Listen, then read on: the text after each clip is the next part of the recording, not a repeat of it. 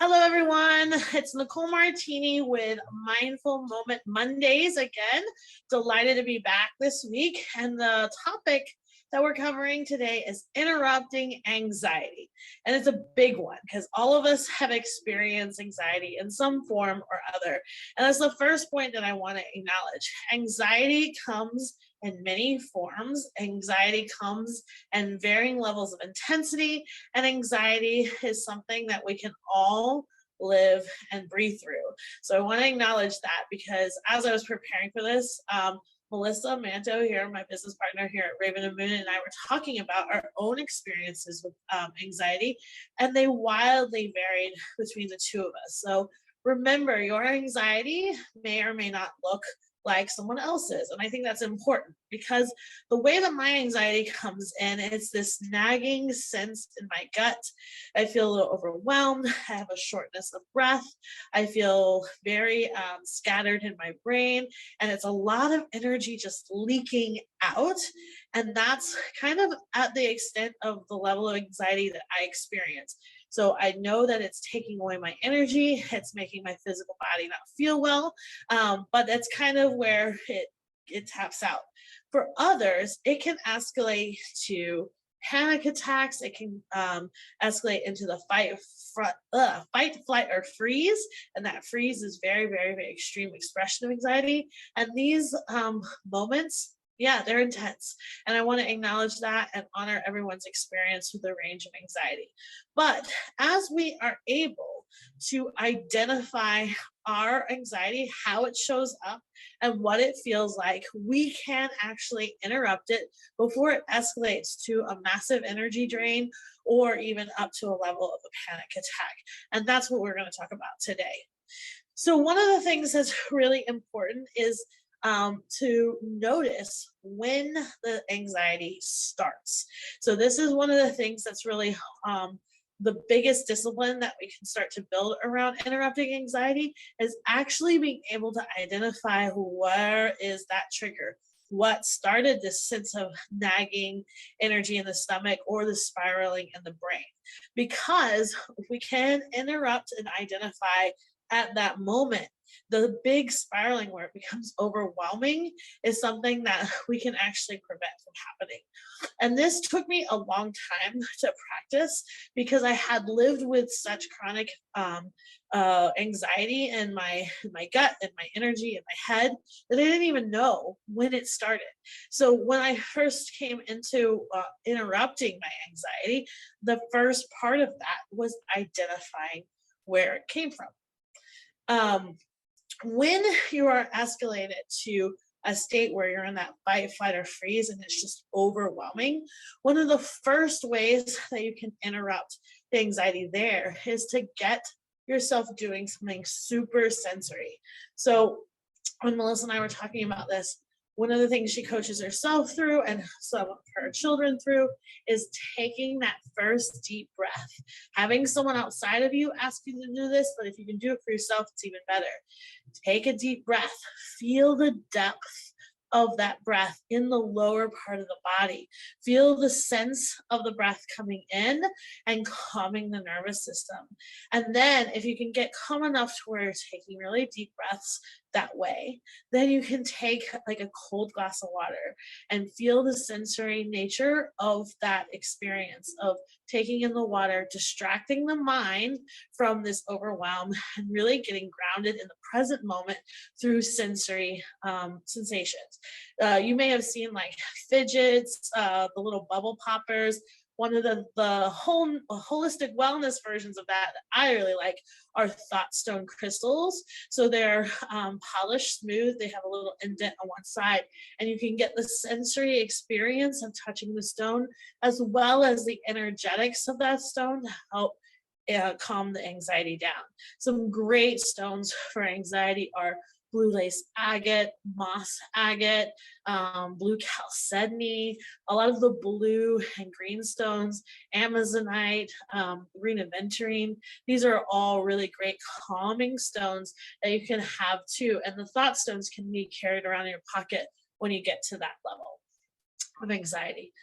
So other things that you can do is once you actually can identify that trigger, or when you sense you have the awareness that the anxiety is starting to build, um, really notice what stage you're in with how bad the anxiety is, and then interrupt the process of that trigger.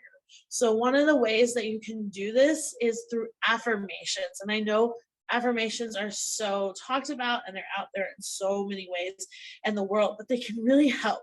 If you can remember to use them, they're really, really, really helpful.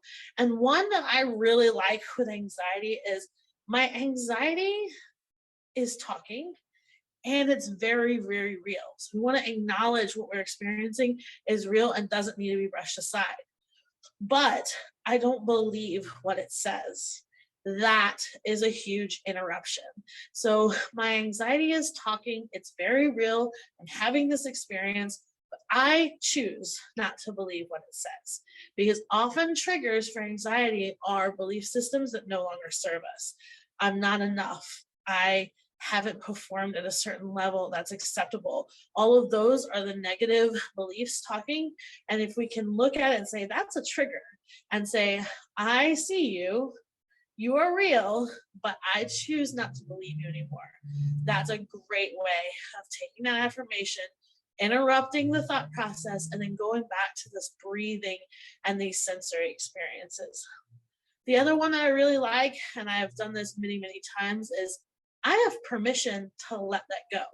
So when you know the trigger, and often, like I said, the trigger is an old belief system or an old pattern that has resurfaced in your life, you say, I have permission to let that go. That no longer serves me, and that no longer has power over me. So interrupting with these affirmations and permission to let that go, very, very, very helpful. The other really sensory and important uh, interruption that I think, and also soothing technique, is the Solfegeo frequencies. I think this is something I'm exploring in a big way. It's something that Melissa actually found in her own sound healing. And each frequency it really helps with different things. And these frequencies are actually available on Spotify if you want to find them and build your own playlist. So some of the calming ones that we use here is 428, 397. These are really calming frequencies.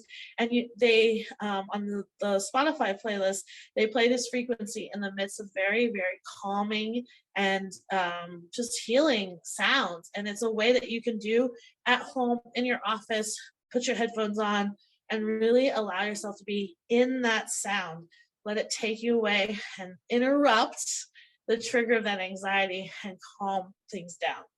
The other thing is sound healing or coming to sound baths.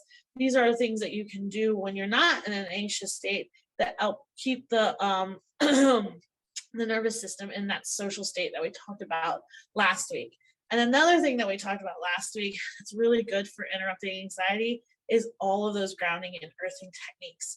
The soil, the earth wants to take that excessive energy that's being built up around anxiety and bring it into balance back into the earth, because the earth can transpose that into new life force energy for other things.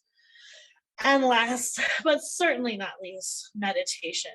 If you're in a calm enough state to be able to breathe and sit still, meditation is such a huge way to get yourself in a calmer state. And it's an amazing opportunity to bring in those new affirmations that we talked about. So breathing deeply into the body, becoming very mindful and aware of what the body is doing. And one of the other things in meditation that I really found helpful in my early practice was actually counting the breaths. It allows the brain to latch on to something very specific, your breath and the number, and that is going to interrupt that spiral of anxiety that's starting to happen. And you just breathe in and out, counting 10 for inhale and exhale, 9 all the way down, and then if you need more time, all the way up. It is such a helpful interruption, and it can take less than 2 minutes to get you back into that social nervous system. So I hope these tools and these techniques for interrupting anxiety serve you. We're in big energy right now in Aquarius, so you might see that anxiety surface in different ways, but you have this moment to interrupt that and take charge and bring yourself back into your social nervous system. Look at the beliefs that are triggering the anxiety and reformat them, transmute them with a new affirmation and a new belief. And you can continue to do these techniques anytime you need them. Hope you have a great rest of your week, and I'll see you next Monday.